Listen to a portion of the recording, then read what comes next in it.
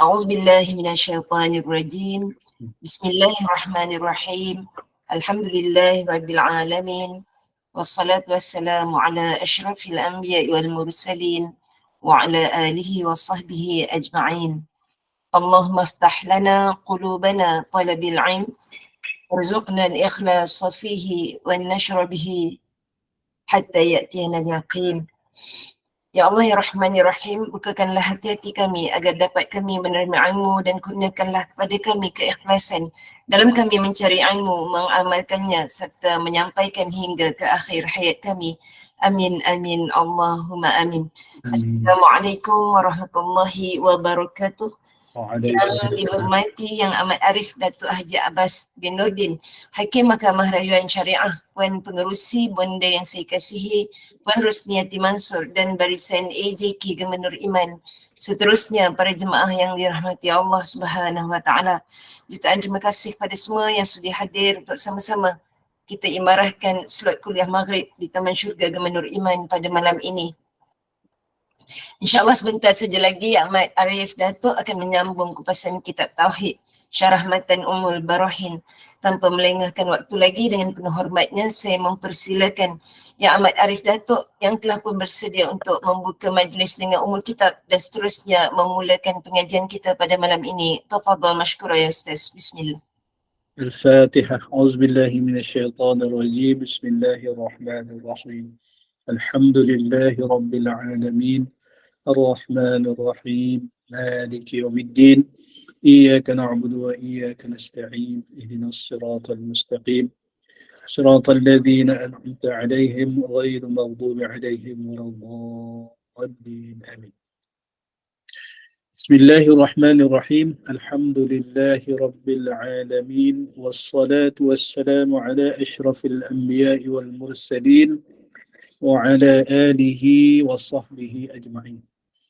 سبحانك لا علم لنا إلا ما علمتنا إنك أنت العليم الحكيم ولا حول ولا قوة إلا بالله العلي العظيم ولا حول ولا قوة إلا بالله العلي العظيم ولا حول ولا قوة إلا بالله العلي العظيم. اللهم رب اشرح لي صدري ويسر لي أمري واحلل عقدة من لساني يفقه قولي. رب يسر ولا تعسر يا كريم. رب يسر ولا تعسر يا كريم. رب يسر ولا تعسر يا كريم. اللهم صل على سيدنا محمد وعلى آله وصحبه أجمعين. اللهم صل على سيدنا محمد وعلى آله وصحبه أجمعين. اللهم صل على سيدنا محمد وعلى آله وصحبه أجمعين. أما بعد. Terima kasih kepada pengacara majlis yang saya hormati Puan Rosniati binti Mansur bersama barisan kepimpinan Gemenur Iman, para hadirin hadirat yang dikasihi dan dirahmati Allah Subhanahu wa taala. Inilah kita mengucap setinggi-tinggi kesyukuran kepada Allah Subhanahu wa taala dihimpunkan kita pada malam ini dalam satu majlis yang sangat mulia, majlis ilmu bagi membincangkan bab tauhid ataupun mentauhidkan Allah Subhanahu wa taala berdasarkan kitab Syarah Matan Ummul Barahin yang diterbitkan oleh Jabatan Mufti Negeri Sembilan. Hadirin hadirat sekalian, malam ini kita sambung perbahasan pada muka surat 95, 95 insya-Allah. A'udzu billahi minasyaitonir rajim. Bismillahirrahmanirrahim. قال المصنف رحمه الله تعالى ونفعنا به وبعلومه في الدارين آمين. وأما برهان وجوب قيامه تعالى بنفسه فلأنه تعالى لو احتاج إلى محل لكان صفة والصفة لا تتصف بصفات المعاني ولا المعنوية. ومولانا جل وعز يجب اتصافه بهما فليس بصفة، ولو احتاج إلى مخصص لكان حادثا. كيف وقد قام البرهان على وجوب قدمه تعالى وبقائه. Itu matan daripada kitab Matan Barahin yang dikarang oleh Al-Imam As-Sanusi. Ya, kita tengok apa kata matan. Ya. Berkata pengarang, ya, mudah-mudahan Allah Subhanahu Wa Taala memanfaatkan baginya, ya, dan bagi kita ilmunya, ya, di dunia dan akhirat, insya-Allah. Maksud matan, ada pun bukti wajib berdiri Allah Ta'ala dengan sendirinya ialah sekiranya Allah Ta'ala memerlukan kepada tempat, ya, ataupun zat. Nescaya dia ialah sifat, bukannya zat. Dan sekiranya Allah Azza wa Jalla ialah sifat, maka sudah pasti dia tidak bersifat dengan segala sifat ma'ani dan ma'nawiyah. Sedangkan Maulana Jalla wa Azza wajib bersifat dengan kedua-duanya. Maka dengan sebab itu dia bukan sifat, bahkan zat yang memiliki sifat. Begitu juga sekiranya dia memerlukan kepada pencipta, nescaya dia adalah baharu. Bagaimana mungkin Allah Azza wa Jalla berhajat kepada yang menjadikannya, sedangkan bukti dia wajib bersifat qidam dan baqa' yang telah dibahaskan sebelum ini. Ini maksud matan. Ya. Di malam ini, hadirin hadirat sekalian, pengukuhan, ya, untuk membuktikan Allah Azza wa Jalla, ya, bagi kita mentauhidkan Allah Subhanahu wa Ta'ala, dibincang, ya, sifat yang seterusnya iaitu qiyamuhu ta'ala binafsih, dan dalil ini dibahaskan dalam bentuk hukum akal, ya. Yang mana disebutkan tadi, sekiranya Allah Ta'ala, ya, tidak berdiri dengan sendirinya, ya, ya, qiyamuhu ta'ala binafsih, itu adalah wajib bagi Allah Subhanahu wa Ta'ala, ataupun zat Allah Subhanahu wa Ta'ala itu berdiri dengan sendiri. Qiyamuhu ta'ala binafsih. Qiyam ni berdiri, kan? Qama qiyamun, ya. Qiyam ataupun mendirikan malam, qiyamul lail, ya. Qiyamuhu ta'ala binafsih, Allah Ta'ala itu berdiri dengan sendirinya, ya. Kita dah bahas panjang dulu. Jadi didatangkan pada malam ini dalil akalnya. Jadi sekiranya Allah Ta'ala itu tidak berdiri dengan sendiri, ya, dia memerlukan tempat, ya. Sekiranya Allah Ta'ala memerlukan kepada tempat ataupun zat, nescaya dia ialah sifat, bukannya zat, ya. Dan sekiranya Allah Azza wa Jalla itu sifat, maka sudah pasti dia tidak bersifat dengan segala sifat ma'ani dan ma'nawiyah, ya. Sedangkan Allah Azza wa Jalla bersifat dengan kedua-duanya, ya. Sifat ma'ani dan sifat ma'nawiyah. Maka dengan sebab itu dia bukan sifat, ya. Allah Ta'ala bukan sifat, bahkan kedua-duanya sekali, iaitu zat dan sifat, zat yang memiliki sifat. Kita bahas dulu sifat ma'ani. Apa maksud sifat ma'ani? Iaitu sifat wujudiyah, ya, qudrat, iradat, ilmun, hayat, sama', basar, kalam. 7 sifat ma'ani yang kita panggil sifat wujudiyah, ya. Sifat wujudiyah, sifat yang wajib ada, yang berdiri, ya, qama bizatihi, yang berdiri pada zat Allah Azza wa Jalla, ya. 7 sifat ma'ani yang berdiri pada zat, yang ada, yang wajib ada pada zat Allah Subhanahu wa Ta'ala, ya. Jadi kalau zat Allah Subhanahu wa Ta'ala tadi memerlukan tempat, ya, jadi dia bukan zat, ya. Bahkan dia jadi sifat pula, Ya, itu disebut dalam matan ni. Ya. Sebab apa? Sebab sifat yang memerlukan tempat. Ingat tak saya bahas kopiah saya? Ini dia datangkan hukum akal dia. Yang memerlukan tempat ni adalah sifat. Ya. Sebab apa? Sebab sifat menumpang kepada zat. Ingat lagi? Saya bagi contoh kopiah saya. Zat kopiah saya ni, inilah zatnya. Ni saya pegang ni.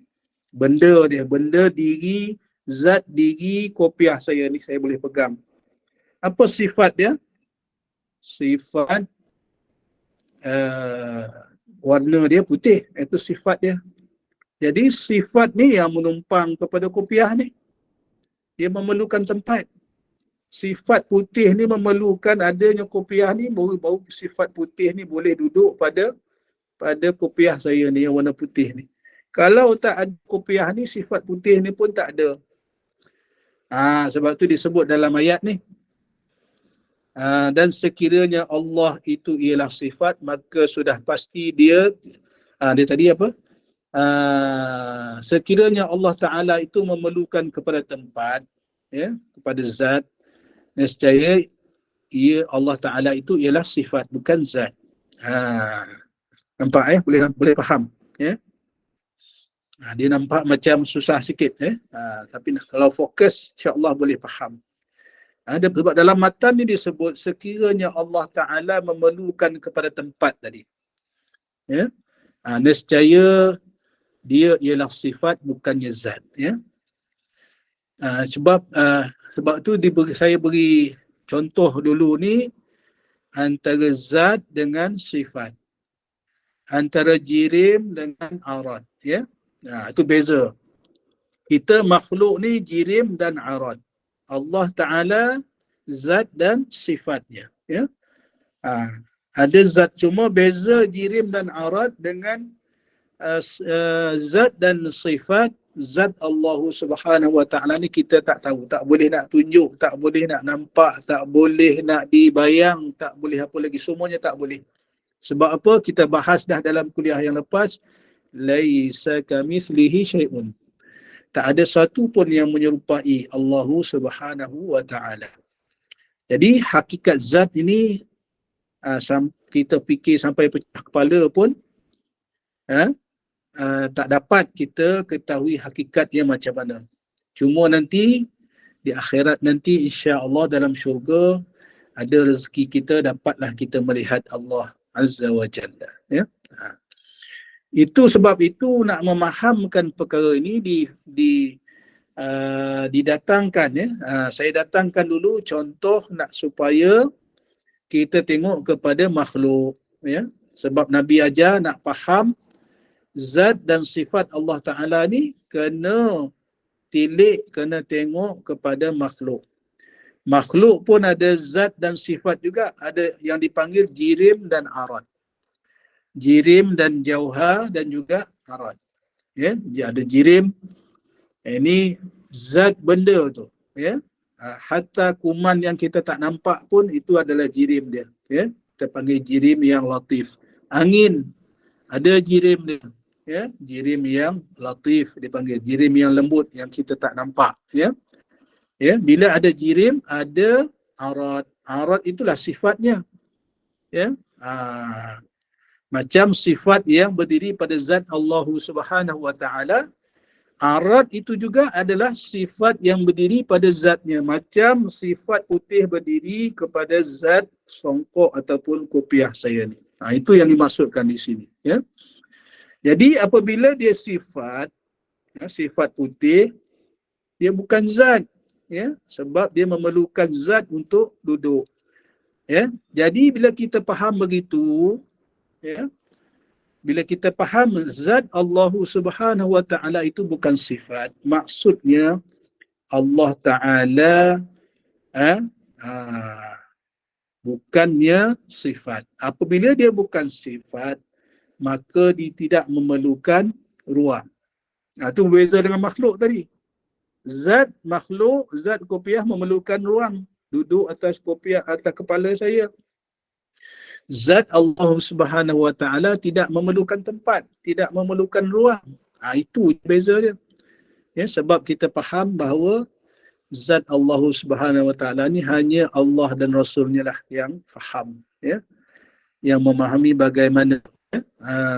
Kita tak tahu, kita tak sampai hakikat kita, tak sampai akal fikiran kita untuk memahami dan membicarakan berkaitan dengan zat, melainkan dipahamkan kita secara hukum akal dan juga hukum dalil Quran hadis bahawa zat Allah Subhanahu wa taala itu bersifat begini, begitu, begini. Ya, dengan wujud, qidam, baqa yang kita dah bahas sebelum ni. Ya. Jadi sebab itu dalil akal tadi ni masuklah akal kita. Ya, masuk akal kita sebab apa? Jika disebut di sini kan.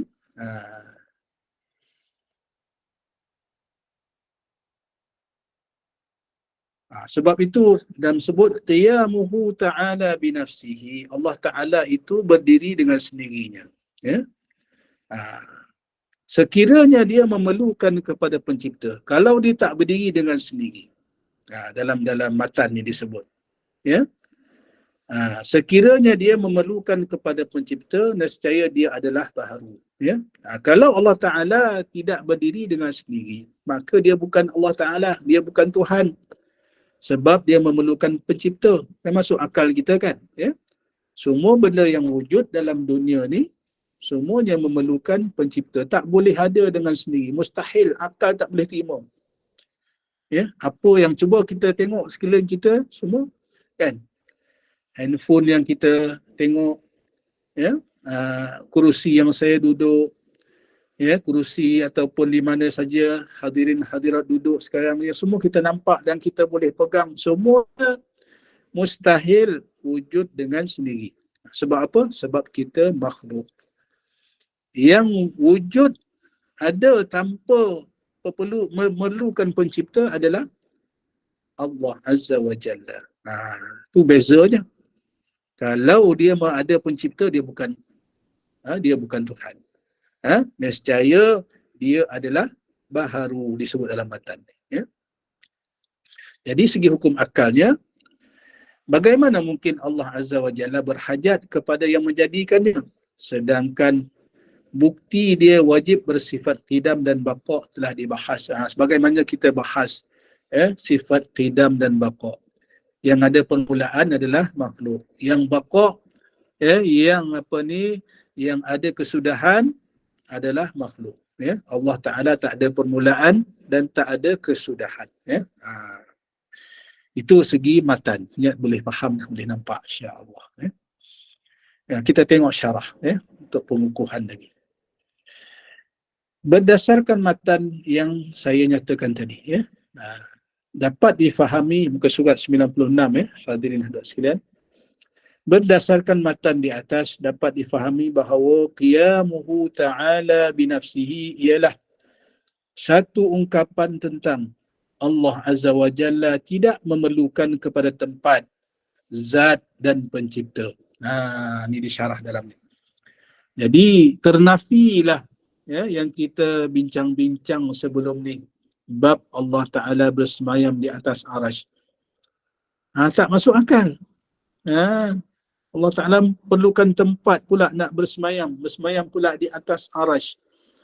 Tak masuk akal kita, ya. Sebab seolah-olahnya Allah Ta'ala perlukan tempat pula untuk bersemayam. Sedangkan Allah Ta'ala tidak memerlukan tempat, tidak memerlukan ruang. Sebab itu kita panggil ayat Allah Ta'ala bersemayam di atas arash itu dipanggil ayat mutasyabihat. Ayat yang ada kesamaran. Sebab apa ada kesamaran? Sebab mendatangkan samar-samar kepada kita, mendatangkan kemuskilan kepada kita. Allah Ta'ala bersemayam di atas arash pula. Sedangkan sebelum ni kita mengaji bahawa Allah Ta'ala itu zatnya tidak memerlukan ruang, tidak memerlukan tempat, tidak memerlukan apa lagi, semua tak perlu. Tidak ada permulaan, tidak ada kesudahan, semuanya tidak. Tak sama macam makhluk. Jadi kalau kita baca ayat itu tidak ditakwilkan, maka jadilah kita golongan mujassimah yang menjisimkan Allah Ta'ala. Ya, yang seolah-olah kita menjisimkan Allah Ta'ala sama macam makhluk pula. Sebab yang makhluk yang memerlukan tempat. Jadi di sinilah cara kita menolak hujah golongan pihak sebelah sana yang berkeras nak menghujahkan bahawa memang Allah Ta'ala bersemayam di atas arasy. Konon sebab ada beberapa ayat yang menyebutkan begitu. Memanglah beberapa ayat, tetapi ayat itu dipanggil ayat mutasyabihat. Ayat yang mendatangkan kesamaran. Yang mana saya nyatakan dulu, golongan ahli salaf, ulama ahli salaf, beramal dengan ayat itu dan memulangkan maknanya kepada Allah Azza wa Jalla. Yang hanya Allah Ta'ala yang memahami maksud sebenarnya. Sedangkan golongan ulama khalaf, ulama yang terkemudian, yang mengikut manhaj al-Imam Abu Hasan Ash'ari dan Imam Abu Mansur al-Maturidi, yang menyatakan bahawa ayat ini adalah ayat mutasyabih, ditakuti orang terseleweng maknanya, maka wajib ditakwilkan, ditafsirkan selayaknya sebagaimana yang difaham dalam kita i'tiqad Ahlus Sunnah wal Jamaah, yang beriktikad bahawa zat Allah Subhanahu wa Ta'ala yang wajib al-wujud, yang wajib ada, tidak memerlukan ruang, tidak memerlukan permulaan, tidak memerlukan tempat dan sebagainya. Semuanya tidak. Dia nampak dah kot, insya-Allah. Dan masuk paragraf yang seterusnya.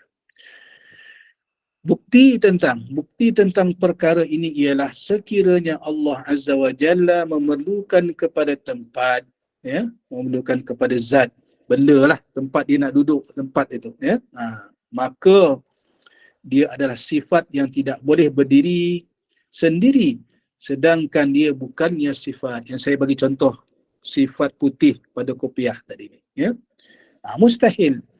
mustahil bahawa Allah Ta'ala memerlukan tempat pula. Ini secara hukum akal. Secara akli, kita sambung.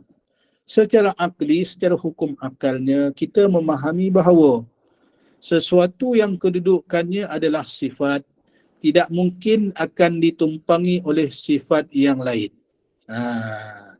Kalau sifat putih ni dia menumpang kepada kopiah.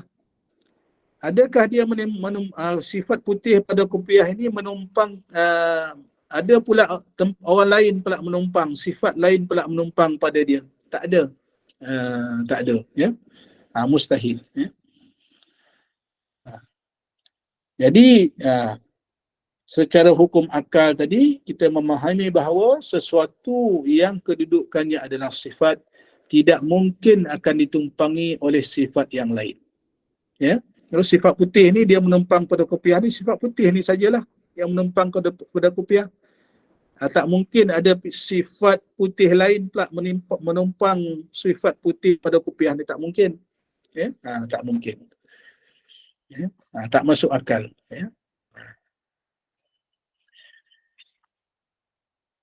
Sama ada sifat-sifat yang menumpang itu berupa sifat ma'ani, ataupun yang wujudiyah, mahupun sifat-sifat ma'nawiyah yang haliyah.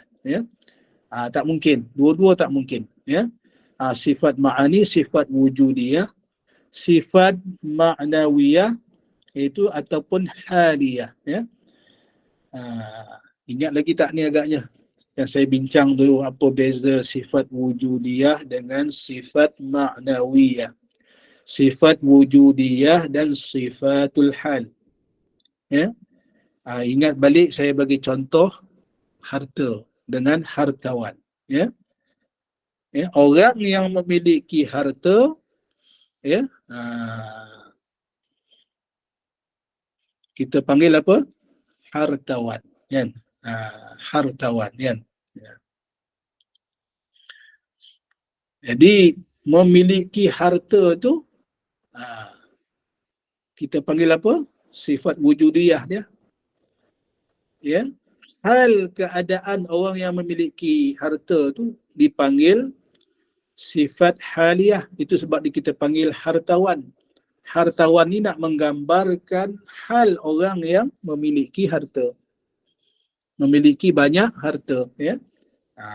Boleh nampak macam triki tapi mudah saja sebenarnya tu, ya. Beza sifat wujudiyah dengan sifat haliyah. Sifat wujudiyah ni nak menunjukkan dia ada, ya. Maknanya orang yang ada harta lah. Orang yang memiliki banyak harta, itu wujudiyah dia.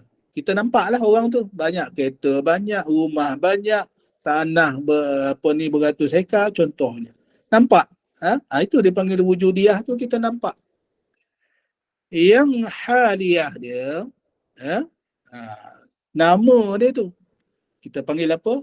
Orang yang banyak harta ni kita panggil hartawan. Cuba tunjuk hartawan tu, nampak tak? Ya, nak tunjuk hartawan tu. Kalau kita tunjuk kereta dia lah harta dia tu. Itu kita panggil wujudiyah tadi tu.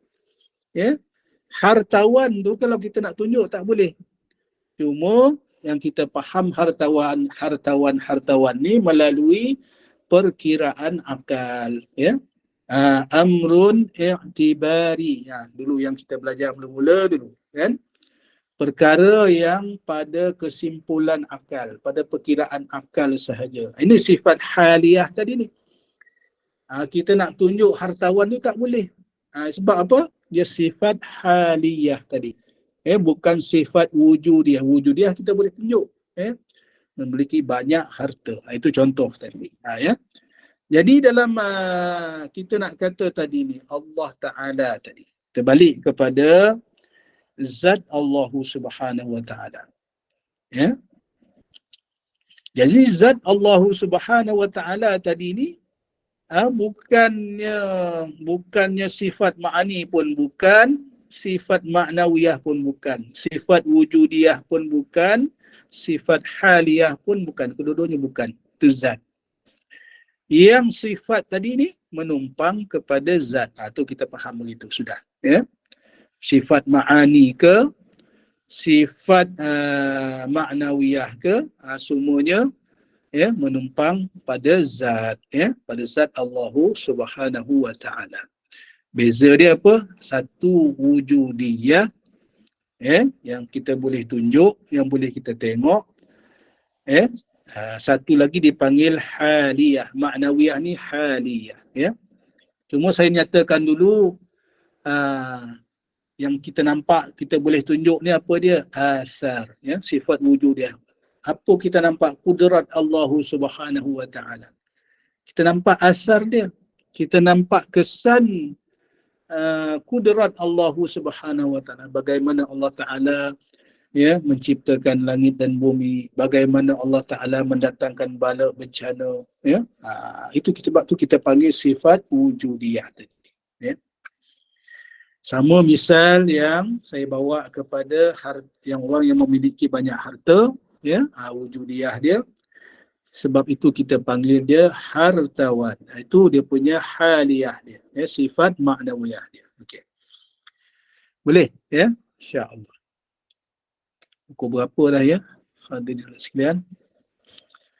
Moderator. 21 Datuk. Ya. InsyaAllah jam lagi kita. 8.30. Sekarang lepas ada 10 minit insyaAllah. Okay. Nanti lagi 5 minit nak pukul 9 beritahu, ya. Takut saya terlajak. Baik Datuk, insyaAllah. Okey, kita sambung. Saya harap boleh faham dah tu, kan? Jadi kita sambung sikit lagi ayat dalam paragraf kedua itu. Hal ini kerana sifat ma'nawiyah itu melazimi sifat ma'ani. Sifat haliyah tadi melazimi sifat wujudiyah tadi, ya. Maka tidak boleh diiktikadkan Allah Azza wa Jalla adalah sifat, tak boleh. Allah Ta'ala itu adalah zat, ya, yang memiliki sifat. Itu baru betul. Maka tidak boleh diiktikadkan Allah Azza wa Jalla adalah sifat kerana yang wajib bagi Allah Azza wa Jalla berlawanan dengan yang wajib bagi sifat, ya. Mustahil Allah Ta'ala tu sifat. Ya?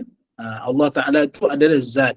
Zat yang memiliki sifat-sifat kesempurnaan. Yang wajib kita belajar 20. Mengikut kita pegangan kita i'tiqad Ahlus Sunnah wal Jamaah. Ya? Kita pergi kepada paragraf yang seterusnya. Ya? Hal ini bermaksud wajib bagi Allah Azza wa Jalla memiliki sifat ma'ani dan ma'nawiyah, sedangkan mustahil bagi sifat memiliki kedua-dua sifat tersebut. Nak cakap apa tadi ni? Bahawa Allah Ta'ala tu adalah zat, bukan sifat. Jadi mustahil lah kalau kita kata Allah Ta'ala tu sifat, sedangkan mustahil. Jadi mustahil lah sifat pula memiliki sifat ma'ani dan ma'nawiyah. Itu mustahil lah.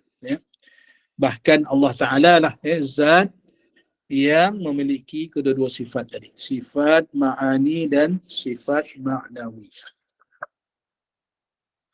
Kita sambung muka surat 97. Bukti yang menunjukkan tentang mustahil sifat bersifat dengan sifat yang lain sama ada dengan sifat ma'ani atau ma'nawiyah ialah sekiranya mana-mana sifat boleh bersifat dengan sifat yang lain, maka sudah pasti sifat yang lain juga boleh bersifat dengan sifat yang lain pula, dengan tidak ada penamatnya. Hal ini sebahagian daripada tasalsul yang mustahil. Mustahil. Macam saya bagi contoh tadi ni. Sifat putih pada kopiah ini menumpang kepada zat kopiah.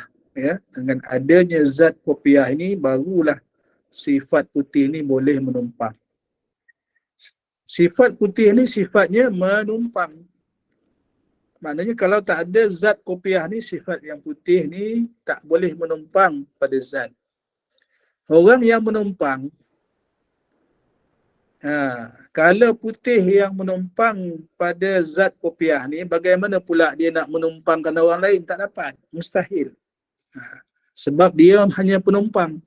Dari segi itu kata-katanya lah, kalau boleh kita nak faham begitu, bagi mudah kita faham. Dia sendiri menumpang. Warna putih ni, sifat ataupun arad, yang kita panggil arad ni, itu sifat warna putih yang menumpang kepada zat kopiah ini, dia pun menumpang, nama pun menumpang. Kalau tak ada zat kopiah, dapat tak warna putih ni melekat pada kopiah? Tak dapat. Seolah-olah begitu, mudah kita dapat faham. Sebab dia pun menumpang, macam mana dia nak menumpangkan sifat lain pula? Tak dapat. Mustahil. Sifat kuning.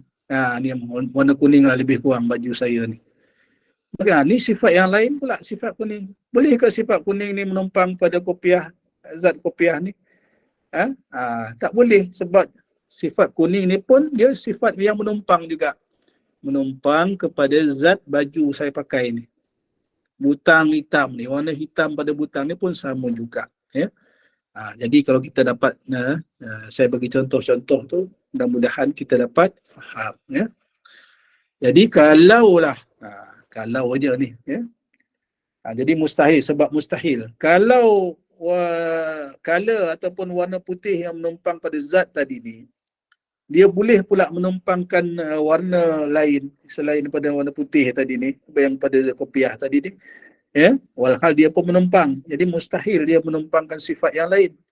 Kalau boleh dia menumpangkan sifat yang lain, maka sifat yang lain tu pun boleh juga ditumpangi oleh orang. Kalau di segi itulah sampai bila nak habis kan. Itu yang dipanggil tasalsul tadi ni. Tasalsul tadi tak ada. Jadi mustahil. Itu mustahil. Kita sambung paragraf yang sebelum. Bismillah. Minta maaf ya.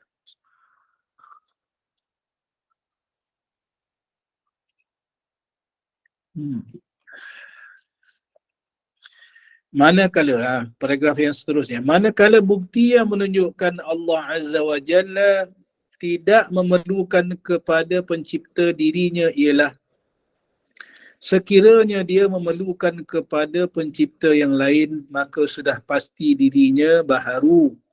Hal ini mustahil juga sebagaimana yang telah dibincangkan dalam sifat qidam dan baqa. Qiyamuhu ta'ala binafsih. Allah Ta'ala berdiri dengan sendirinya. Tidak memerlukan kepada pencipta. Ini maksudnya. Sebab tu di hukum akalnya disebut di sini. Ya. Jika dia memerlukan pencipta, maka automatik dia adalah baharu. Mustahil Allah Ta'ala bersifat dengan sifat baharu. Ya. Walhal Allah Subhanahu wa Ta'ala qidam lagi baqa. Ya. Tidak ada permulaan dan tidak ada kesudahan. Itu senang kot kita faham insya-Allah. Ya. Selain itu, menurut Syekh As-Suhaimi, ya, ungkapan memerlukan kepada tempat ataupun zat dan pencipta dalam matan di atas matan yang kita baca mula-mula tadi, ya, tidak terhad kepada kedua-duanya sahaja, bahkan kepada perkara-perkara yang lain seperti anak, isteri, pembantu, tempat tinggal dan sebagainya. Ya, apa maksudnya ni? Maknanya bila Allah Ta'ala qiyamuhu ta'ala binafsih, Allah Ta'ala berdiri dengan sendirinya, ya, maka dari segi hukum akalnya bukan setakat itu saja. Maksudnya Allah Ta'ala tidak perlu kepada yang lain-lain juga, ya. Bukan sahaja tidak perlu kepada pencipta dia, ya, sebab dia berdiri dengan sendiri. Bahkan perkara lain, ya, Allah Ta'ala tidak perlu kepada anak, tidak perlu kepada isteri, tidak perlu kepada pembantu, tempat tinggal dan sebagainya. Ya, sebab yang perlu ni siapa? Kita lah, makhluk. Makhluklah yang perlu pada semua ni. Ya, perlu kepada isteri, perlu kepada pasangan, perlu kepada anak, ya, pembantu, tempat tinggal, tempat berlindung dan lain-lain. Itu makhluk, sifat makhluk. Ya. Secara alamiahnya, secara semula jadinya. Ya, bila sebut makhluk, memang makhluklah yang perlu. Perlu makan, perlu minum, ya. Makhluk, kita ni makhluk ni. Perlu berehat, tak boleh nak bekerja, tak berhenti, tak dapat. Sebab kita makhluk, ada sifat letih, ya. Ada malas, ya, ada rajin, macam-macam lah, ya. Jadi serba memerlukan. Itu yang Ibnu Khaldun, ya, dalam kitabnya Al-Muqaddimah, ya, dalam kitabnya Muqaddimah menyatakan al-insan madaniyun bitab'i, ya. Manusia ni sifatnya madani. Madani ni bukan kerajaan Madani. Madani ni maksudnya memerlukan orang lain, ya. Madaniyun bitab'i, secara madaninya, secara tabiat semula jadinya memerlukan kepada alam sekelilingnya. Madaniyun bitab'i, memerlukan udara untuk bernafas, memerlukan makan untuk hidup, ya, memerlukan tempat tinggal, memerlukan orang lain, ya, untuk aktiviti muamalah seharian, ya.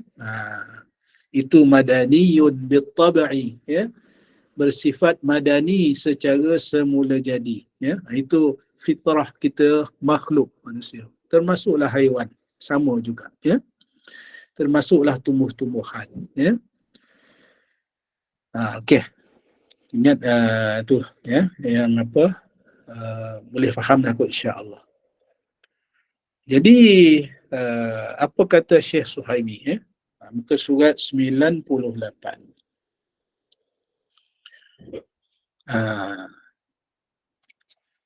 Jadi apa yang saya bacakan tadi ni menurut Syekh Suhaimi tadi ni, ya, yang qiyamuhu ta'ala binafsihi, Allah Ta'ala berdiri dengan sendirinya, maknanya apa?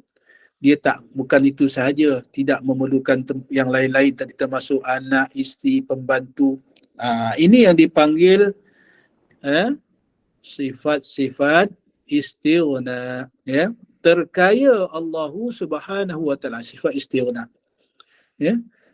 dalam perbahasan yang lain dari segi ilmu tauhidnya, selain daripada kita mengaji sifat 20, ada lagi pecahan yang lain iaitu sifat-sifat istighna dan juga sifat-sifat iftiqar. Ya. Apa sifat istighna? Maksudnya lebih kurang secara umumnya iaitu terkaya Allah Subhanahu wa taala. Apa maksud terkaya Allah Subhanahu wa taala? Maksud sifat istighna. Maksudnya Allah Taala tak memerlukan satu pun, tak mengambil faedah satu pun daripada ciptaannya. Tak memerlukan apa-apa pertolongan pun daripada sesiapa. Ini maksudnya sifat istighna. Sebab itu dulu saya datang ke satu contoh, bila orang tanya, habis kenapa pula Allah Ta'ala ni terkaya daripada tak perlukan apa-apa, terkaya daripada tiap-tiap sesuatu. Kenapa pula Allah Ta'ala ciptakan malaikat? Seolah-olah macam nak jadi pembantu pula. Kan dulu saya datangkan satu contoh, bagaimana contohnya raja, raja. Baru-baru ni saya menerima watikah daripada Paduka Seri Sultan Perak, untuk menjadi hakim rayuan di Mahkamah Syariah Negeri Perak. Kita tengok Sultan sampai, orang bukakan pintu, dia tak drive sendiri kan, ada kereta khas yang bawa dia. Orang bukakan pintu. Adakah Sultan Nazrin tak tahu mandu? Dia tahu mandu. Orang bukakan pintu, kemudian berpeluang pula bergambar. Bergambar ni dengan Sultan ni, kita dah ready dulu dah, kan? Tunggu dia sampai je, tunggu dia sampai je. Jadi tunggu sampai, bila tuanku sampai tu kita semua dah ready dah. Nak bergambar pun orang tunjuk pada tuanku, silakan tuanku, walaupun dia dah tahu dah, dia nampak dah kursi kuning tu dia punya lah kan, tapi apa, kerana kemuliaannya, kerana kedudukannya sebagai Sultan Perak, dipersembah pada dia, diunjuk oleh ni orang protokol, pegawai protokol ni, untuk tuanku tu duduk di singgasananya sebelum kita bergambar dengan tuanku. Begitulah bandingan. Ini kita panggil, itu baru raja. Nak menunjukkan kemuliaan raja, apatah lagi Allah Subhanahu wa taala yang menciptakan raja. Yang menghidupkan raja. Itu dipanggil sifat-sifat istighna. Allah tak perlu pun kita. Bahkan kitalah yang memerlukan Allah Subhanahu wa taala. Itu yang dipanggil pula sifat-sifat iftiqar. Segala makhluklah yang memerlukan Allah Subhanahu wa taala. Satu lagi iaitu sifat-sifat iftiqar. Ada banyak pecahan dia. Ini yang disebutkan oleh Syekh Suhaimi ni dalam kitab ni, yang didatangkan dalam syarah kitab ni, syarah Matan Ummul Barahin. Kita tengok apa kata Syekh Suhaimi pada muka surat 98. Wa innama khassal istighna 'anil mahalli wal mukhassisi bi anna salba iftiqarihi ila hadhaini mustalzimun salba jami'il iftiqarati كالافتقار إلى الزوجة والمعين والمكان إذ لو افتقر إلى شيء لكان ممكنا والممكن لا يكون وجوده إلا حادثا وقد ثبت وجوب قدمه. Apa maksud dia? Bahawasanya, kata Syekh Suhaimi dalam kitab dia Al-Muqtadi, bahawasanya Allah Azza wa Jalla itu tidak memerlukan kepada tempat dan pencipta. Ni qiyamuhu ta'ala binafsi. Tidak memerlukan tempat dan pencipta. Kerana menafikan perlunya Allah Azza wa Jalla kepada kedua-duanya menafikan Allah Ta'ala memerlukan tempat dan pencipta, ya, ini melazimi penafian terhadap segala bentuk keperluan-keperluan yang lain. Bukan takat tu saja, ya. Allah Ta'ala tak perlukan yang kita makhluk ni perlu kepada benda lain, ya, seperti isteri, pembantu dan tempat tinggal. Hal ini kerana sekiranya, ini hukum akalnya. Hal ini kerana sekiranya Allah Azza wa Jalla memerlukan kepada sesuatu, nescaya dia ialah mungkin. Dia ialah makhluk yang bersifat dengan baharu. Ini mustahil. Padahal segala yang mungkin itu wujudnya pasti baharu. Yang demikian itu telah diketahui sebelum ini pada perbahasan wajib qidamnya Allah Ta'ala. Ya? Ini yang disebut oleh Al-Imam As-Suhaimi, ya, dari segi hukum akalnya. Ya? Mustahil Allah Ta'ala pula perlu kepada tempat dan juga pencipta. Ya?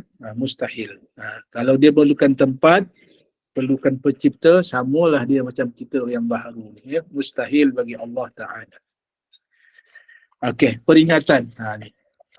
Sikit lagi. Ya?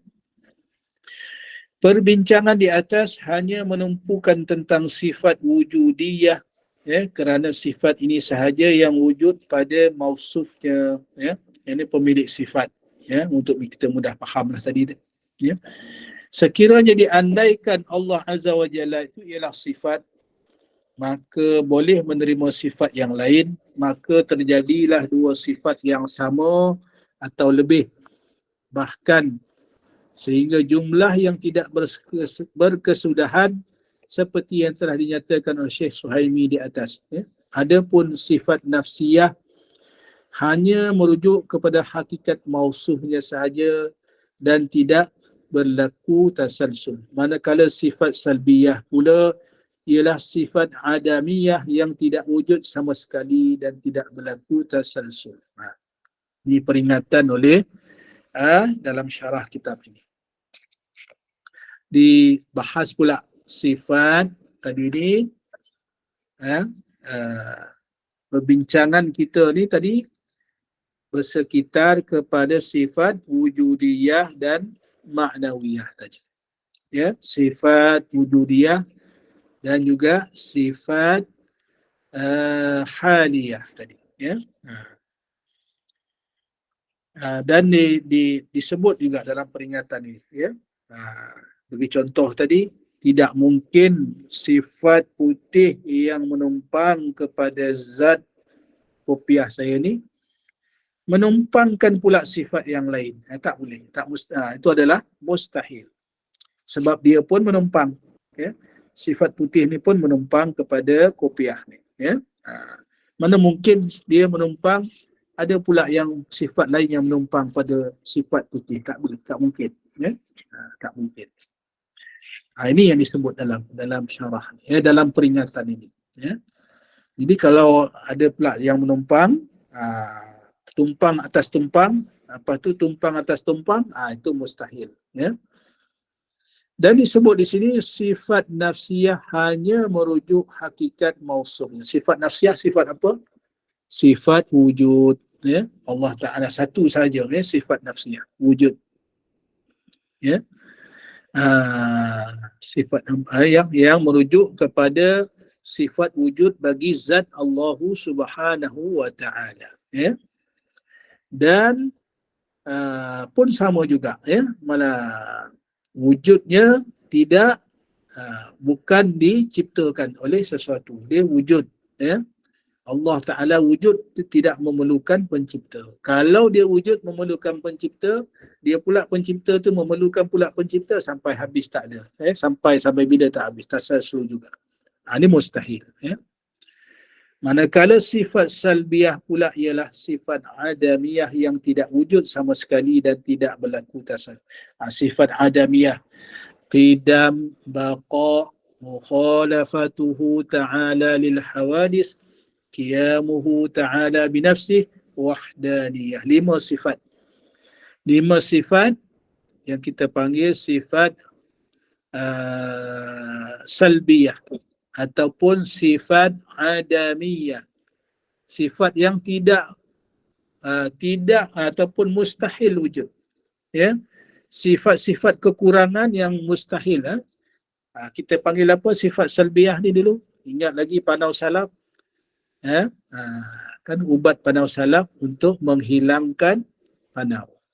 Sifat salbiyah ni apa dia? Maknanya sifat Allah Ta'ala yang nak menghilangkan atau menafikan apa-apa kekurangan Allah Ta'ala. Ya, qidam, nak menafikan apa? Ya, ada permulaan. Ya, bila ada permulaan maknanya kurang. Kan? Kita makhluk lah yang ada permulaan sebab kita serba kekurangan. Kalau Allah Ta'ala sama macam makhluk, maksudnya dia pun memiliki sifat kekurangan. Mustahil bagi Allah. Itu sifat salbiyah tu. Menafikan qiyamu, qidam. Tak ada permulaan. Bila sebut tak ada permulaan, betapa sempurnanya Allah Subhanahu Wa Ta'ala. Tak perlu ada mula.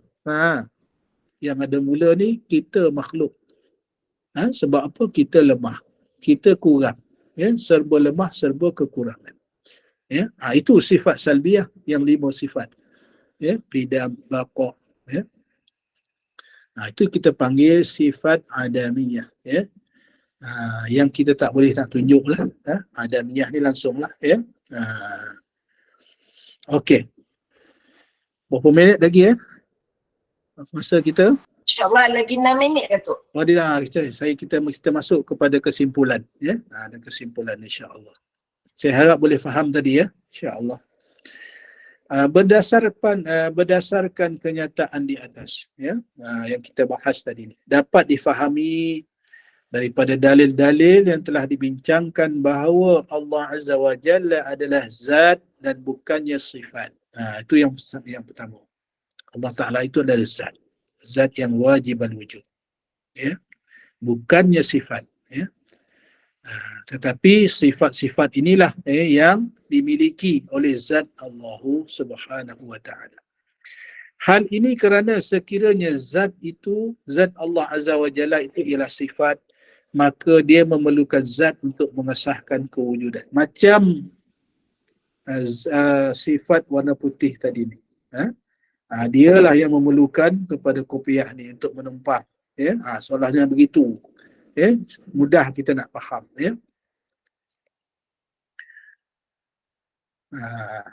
Begitu juga Allah Azza wa Jalla tidak memerlukan kepada pencipta yang menjadikannya. Qiyamuhu ta'ala binafsihi. Segi hukum akalnya, Allah Ta'ala tidak memerlukan kepada pencipta yang menjadikannya kerana ia akan membawa kepada baharu Allah Ta'ala. Mustahil. Sedangkan semua itu adalah mustahil bagi Allah. Sebab itu bila kita faham qiyamuhu ta'ala binafsih, Allah Ta'ala berdiri dengan sendirinya, maka kita faham bahawa Allah Ta'ala tidak memerlukan zat untuk menciptanya. Allah Ta'ala tidak memerlukan tempat, tidak memerlukan ruang dan sebagainya. Jadi hadirin hadirat sekalian, mudah-mudahan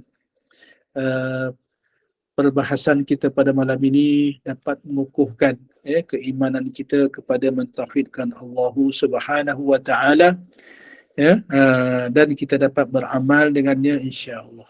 Jadi hadirin hadirat sekalian, saya kira saya berhenti di situ dulu. Kalau ada soalan, satu soalan yang berkaitan dengan perbahasan kita pada malam ini, Silakan jemaah Datuk buka ruang untuk sebarang soalan insya-Allah sebelum kita tamat lagi 4 minit.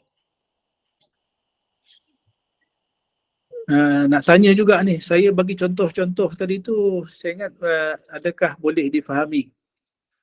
Mudahkan kita faham. Ya. Sebabnya Datuk mengulang-ulang daripada jilid 1 lagi kan. Ya.